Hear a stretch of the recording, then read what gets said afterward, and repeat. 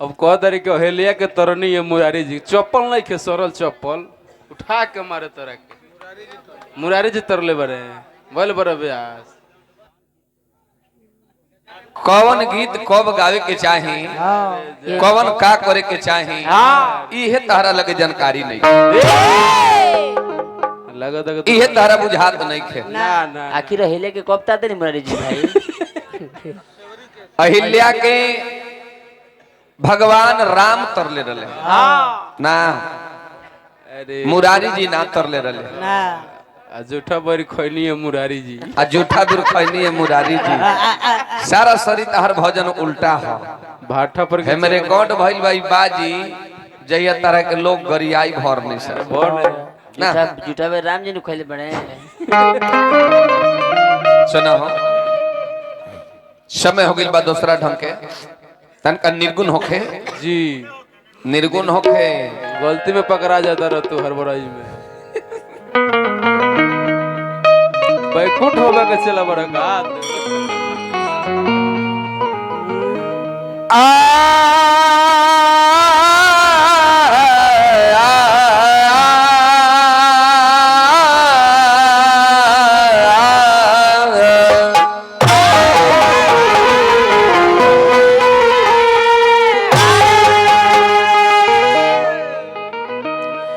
राम नाम रटते रहो धरे रहो मन धीर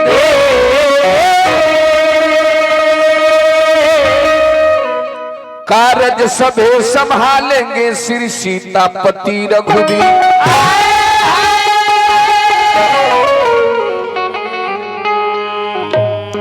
तारा भोला भंडारी जी इहो लगे तारा ज्ञान ना हो कि माई बहन महफिल में बैठल बड़ी आ तू लेडीज के साथ कैसन कैसन डांस करता राम राम छी छी अरे उहे खोजे जेकरा अपन इज्जत पर ध्यान रही तो दोसरो जगह जाई तो कही कि ना अगिला के भी इज्जत मान सम्मान घर में हो और नचनियो डाइन के बेटी या एकरा खातिर तू बुतरू हो ठीक न ब्यास में कुल ऐसा क्षमता होय के चाहिए हर परिवार के साथ रह के कुछ निकाह बात सुना के अपन प्रोग्राम जमा देवे के चाहिए एकर मतलब तारा अंदर कुछ हो ना पूंजी समाप्त बा तार पूंजी समाप्त बा कथो गावत यहाँ के छुपाई वहाँ बोलत रे के ठीक बरे है होतना टोका टोकी ना करे के चाहिए सर्वन समित भय सिद्ध के सा आ एक समय सहित समाजा HIT बोलो विनोद नाता कौन मार्केट है भैया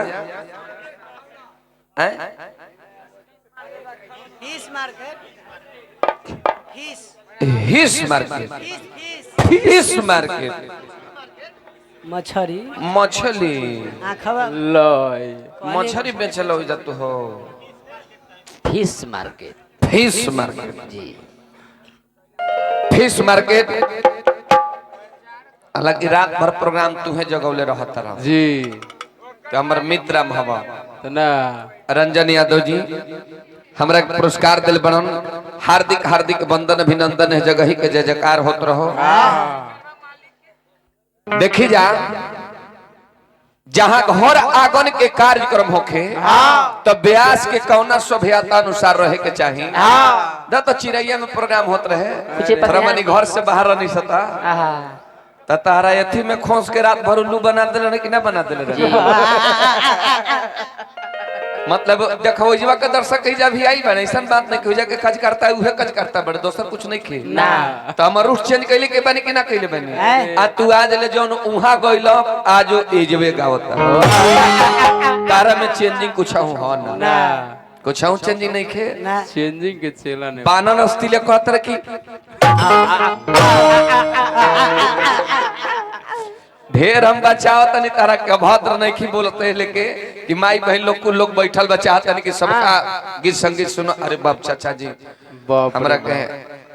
रोका हो रुको रुको कुछ अच्छा हो कुछ कहल चाहता रे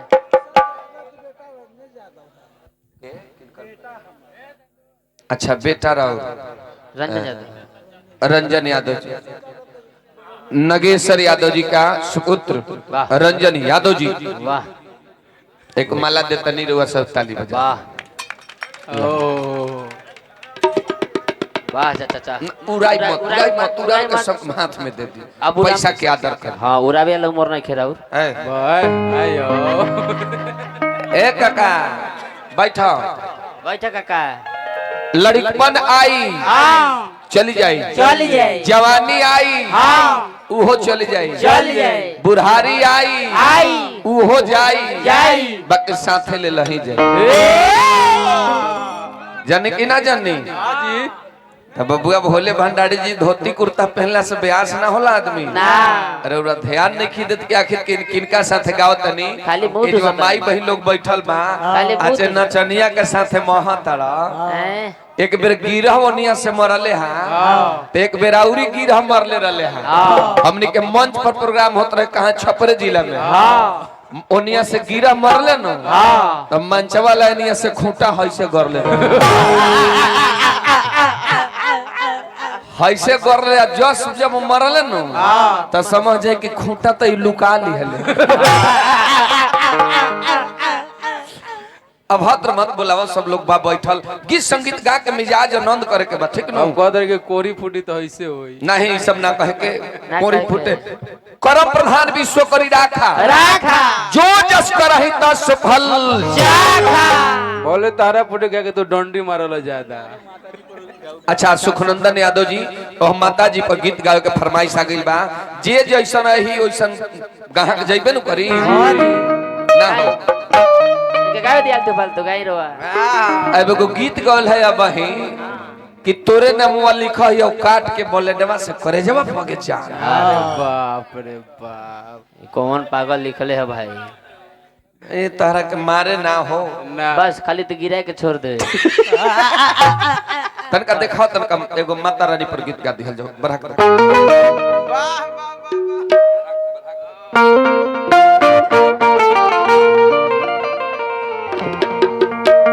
कहे के बबुआ भाव बा माई के नाम का रहला संध्या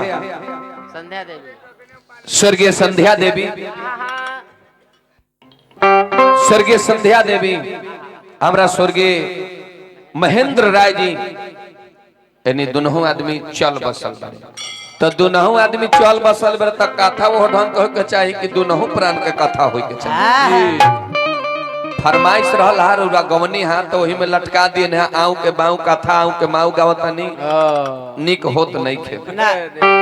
लेकिन अब हमनी के ठीक गावे के बाद उनका मझुराई तो माहौल गंदा हो जाए उनका मझुराई के कहे के बबुआ भाव पहले भजन सुनी और ओकर बाद में माई के गीत सुना देबे गो पहले गो भजन सुनी कहे के बबुआ भाव कि काहे अरे माया में भुलाइल पाड़ पोता हो अरे खोता छोड़ के जाए परी काहे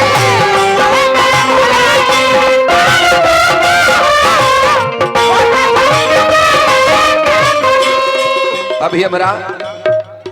संजीत यादव कला दियर वैशाली खैनी भंडार को से पुरस्कार पर बनी हार्दिक हार्दिक वंदन अभिनंदन काहे माया में भुलाइल बार पोता हो अरे खोता छोड़ के जाए के परी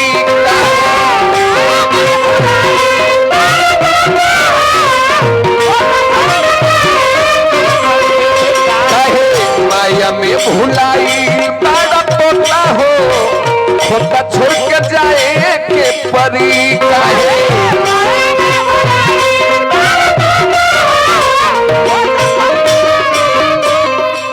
रंजन यादव जी पुरस्कार दिल बड़न हार्दिक हार्दिक वंदन अभिनंदन जय जयकार होत रहो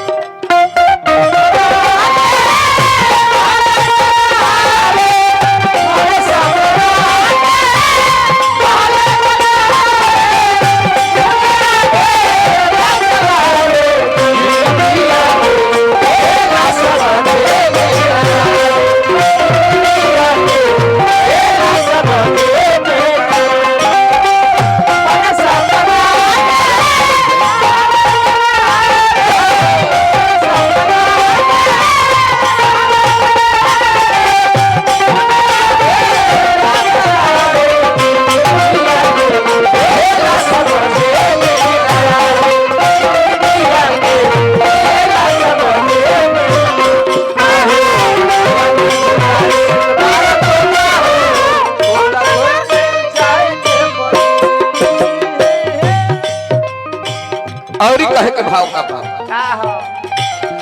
केहू नहीं काम में आई गवना पर तोला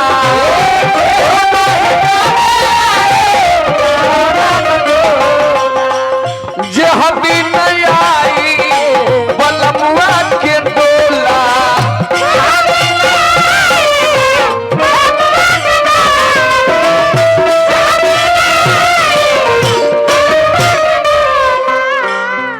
क्या जी पीछे राजा संग है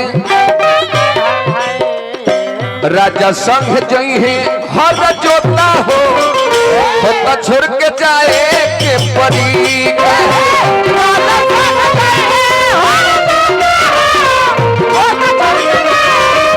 कहे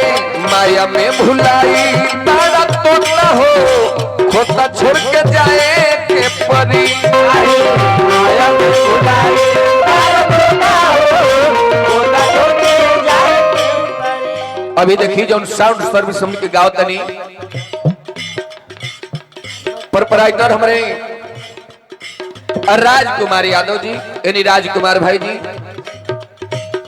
राजा लाइट डीजे टेंट हाउस गजपा शादी समारोह विवाह कथा प्रसंग इत्यादि कोई भी मंगली कार्यक्रम होखे कोई संसभा सोसाइटी होखे मुलाकात करी राजकुमार जी से जिनकर मोबाइल नंबर 7909394231 वाह खचा के देखा लगाई खचा के देखा बात करी बहुत बहुत रुपए के पुरस्कार पल बनी हार्दिक हार्दिक वंदन अभिनंदन बा निमन बढ़िया मन क के बोलबा भोला भंडारी जी कुछ हूं बढ़िया बोलाई खाली दूसरे के फेर में बारे खाली अरे उरा तू नहु पे कता के हमारा मंडली में नाचत नहीं तो डंटावा से भिरावत रहनी कि भीरी मन शट मारे लागो भीरी मन शट मारे लागो तब तू हमारा के अछरंग लगैला अरे मतलब के कर खाली हई लोग ना रही तो तारा के बानर बना दिहती बानर फेर अदर नचनिया के बनरी बना देती बनरी तारा के बानर तार नचनियावा के बनरी बना देती तारा बुझाता कि हमर पुरानिया हो गई बनी ना अब तू जवान के रोल करत तरह अभी एक बेरा में आई यहाँ मरबाऊ तोरा नचनिया के दर्द भोला भंडारी तोरा होतो कहबा कि हमरा